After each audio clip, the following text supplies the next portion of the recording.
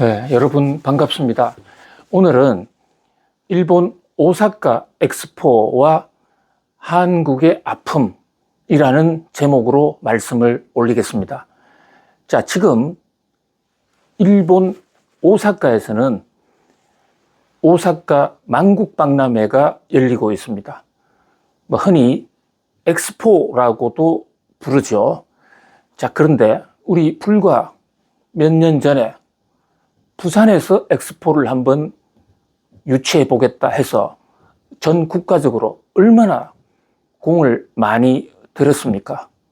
특히 우리가 엑스포를 만약에 한국 땅에서 개최하면 한국의 산업이, 한국의 경제와 한국의 기술이 세계적으로 우뚝 서는 정말 기념비적인 교두보가 될 것이다.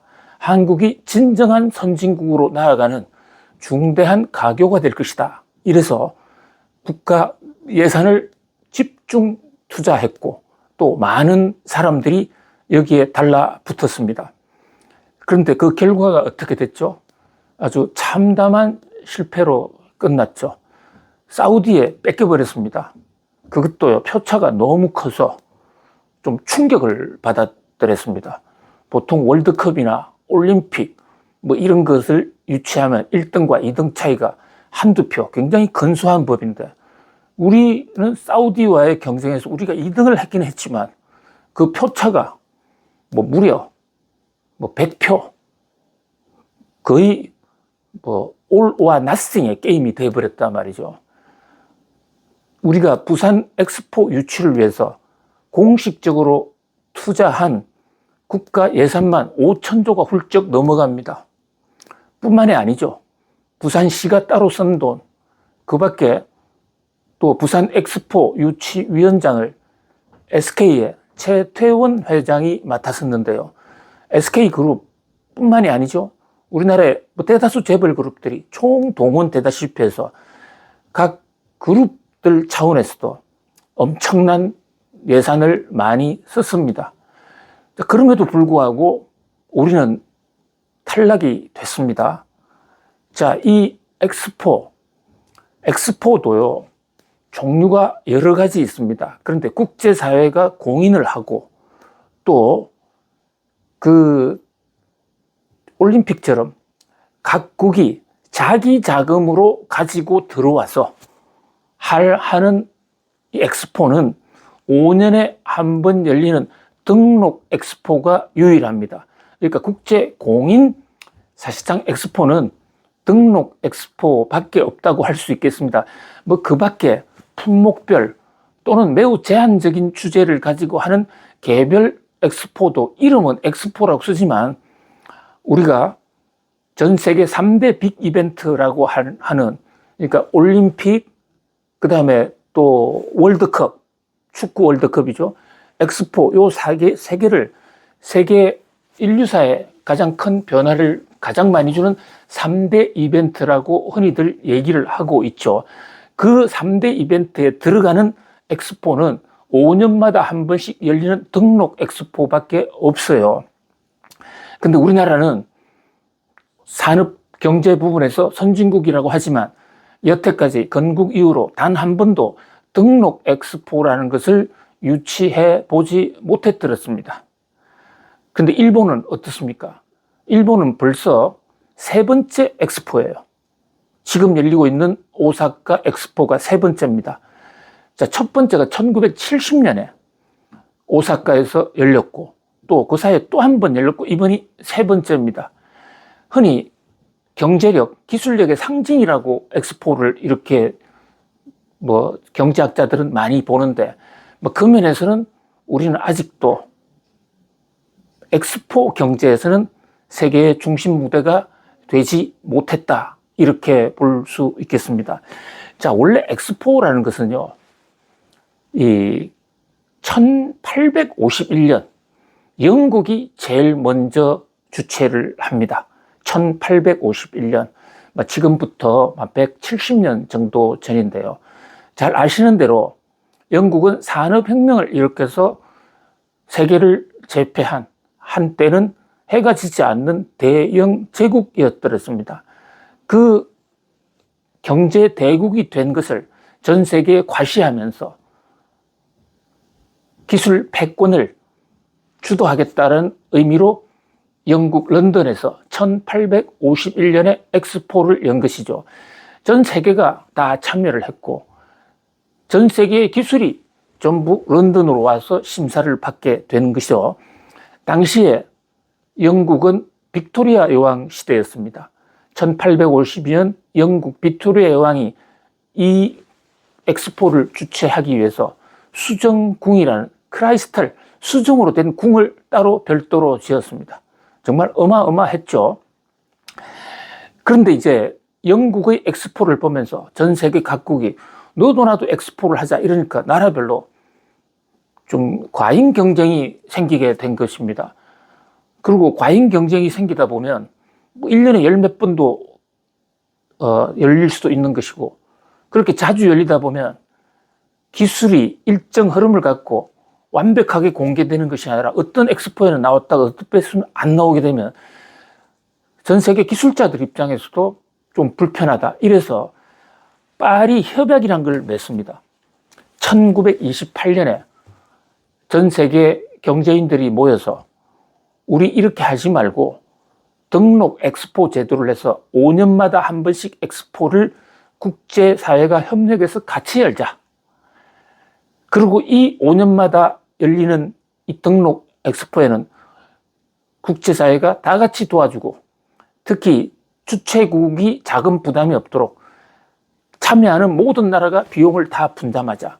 그리고 회의에 이 엑스포의 전시 기간이 무려 6개월 내지 1년 그것을 공인해 주기로 한 것입니다. 이제 그러고 여러 나라들이 이어서 해 온 건데 일본이 1970년에 오사카 만국박람회 엑스포를 열면서요. 일본의 전자제품, 일본의 우수한 기술을 전 세계에 선전하게 됐고 그 전까지만 하더라도요. 일본은 패전국이고 좀 무식한 군인의 나라다. 이래서 유럽에서 좀 무시하는 경향이 있었더랬습니다. 그런데 오사카 엑스포 때 보니까 이 제품이 너무 좋은 거예요.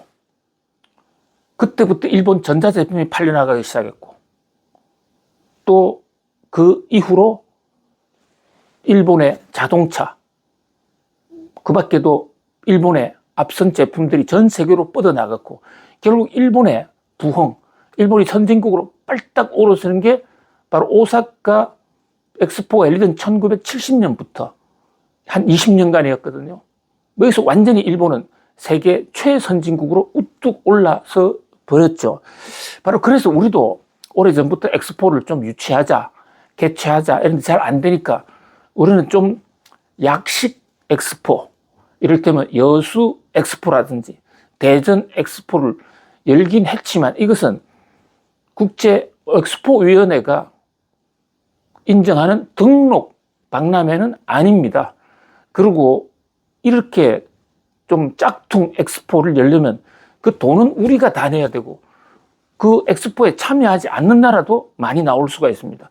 또 그 짝퉁 엑스포에는 진짜 최첨단의 제품이 안 나오는 것이죠. 그래서 부산 엑스포를 한번 열어보자 해서 우리 국민들이 정말 일심단결해서 엑스포 유치에 나섰지만 참담한 패배를 당했습니다. 여기에 대해서 외교력의 실패라든지 또는 마지막 프리젠테이션을 할 때 그 어떤 부산 엑스포의 근본 정신을 국제사회에 선전할 수 있는 그런 핵심 테마를 베껴두고 느닷없이 강남 스타일 같은 이런 노래로만 일관했다. 이런 비판까지 나오고 있습니다. 또 일부 관계자들이 최고위층 국가 지도자가 제가 누구라고 이름은 안 밝히지 않겠습니다. 그 엑스포 유치하러 가서 술을 너무 많이 먹어서 호텔 복도에 그 권력자의 술을 거절하지 못하고 먹었던 몇몇 재벌 총수들이 복도에서 토하는, 그래서 국제사회에서 망신을 당하는 일까지 생겼더랬죠.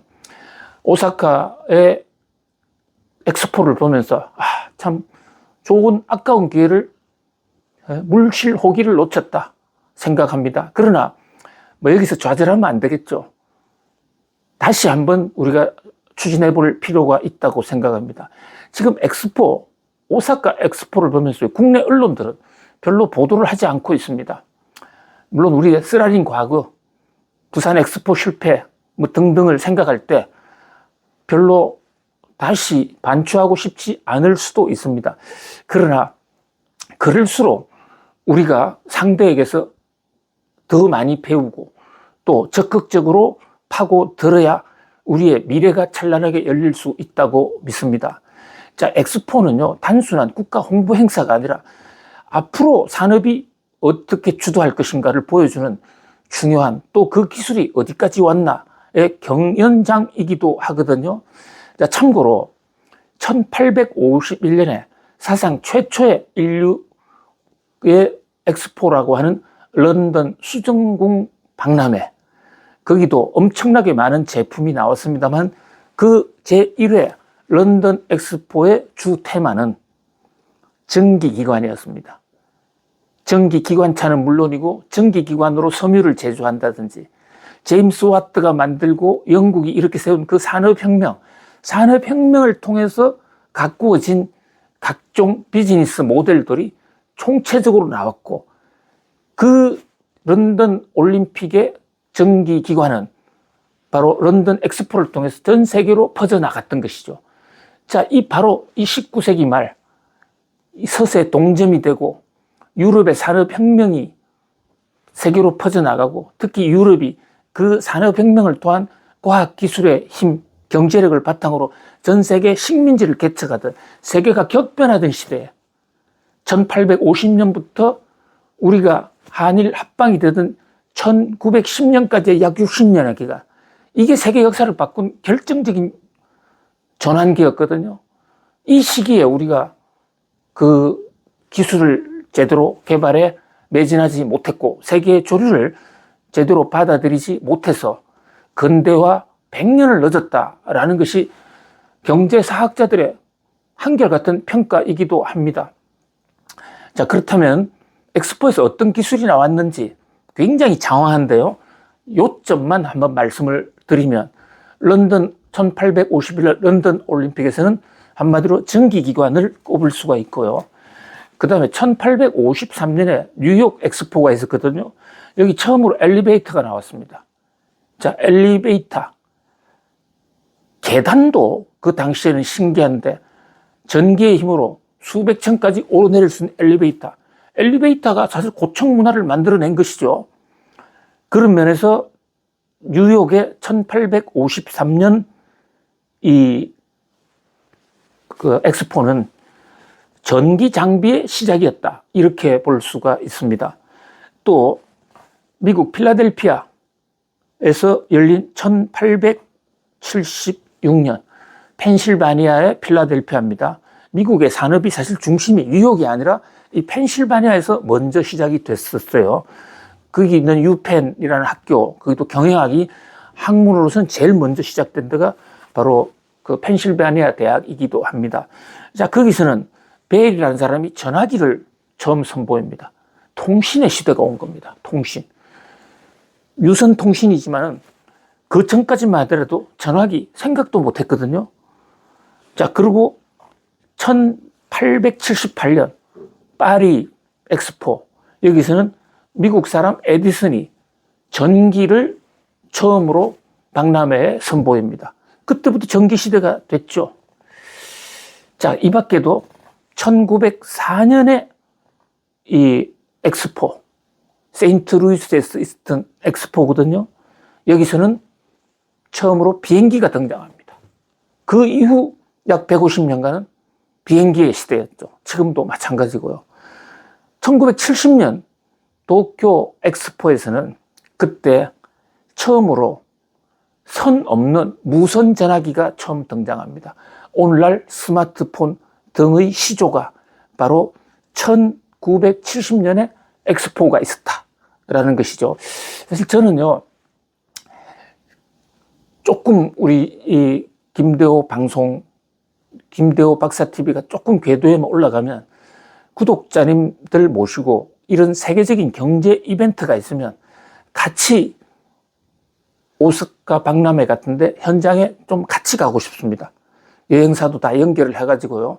그래서 현지에서 같이 방송도 하면서 세계 최첨단의 기술, 또 최첨단의 경제 조류를 김대호 박사 TV를 통해서 이제 어떤 이 세계에 좀 선한 영향을 주고자 하는 그런 자그마한 욕심이 있어요. 그 밖에도 브레튼 우즈 체제를 열게 했던 그 현장, 뉴햄프셔주의 현장이라든지 또 독일의 공장지대, 한마디로 김대호 박사와 함께하는 경제 기행, 여기서 같이 의견을 주고받고 거기서 역사에 담긴 스토리를 보면서 미래의 어떤 메시지를 얻는 것이죠. 자, 지금 오사카 박람회 제가 이번에는 모시고 가지는 못합니다만은 그러나 여러분 중에서는 시간이 되시면 한번 가보세요. 뭐 일본에서 하는 거니까 우리는 못하는데 뭐 일본은 왜? 이런 생각 하지 마시고요. 6개월간 진행이 되니까 깊숙이 시간 여유를 갖고 적어도 한 보름 정도 여유를 갖고 그 옥엑스포 안에 천착을 해서 안에서 깊이 바라보는 세계를 바라보는 어떤 눈, 기술이 지금 어떻게 변하고 있구나, 세계 경제의 조류가 어떻게 흘러가고 있구나를 파악하는데 매우 유용할 것으로 보여집니다. 자, 오사카 박람회 소식은 앞으로 영상에도 좀 더 후속편을 올리겠습니다. 여러분 감사합니다. 오늘도 성공하세요.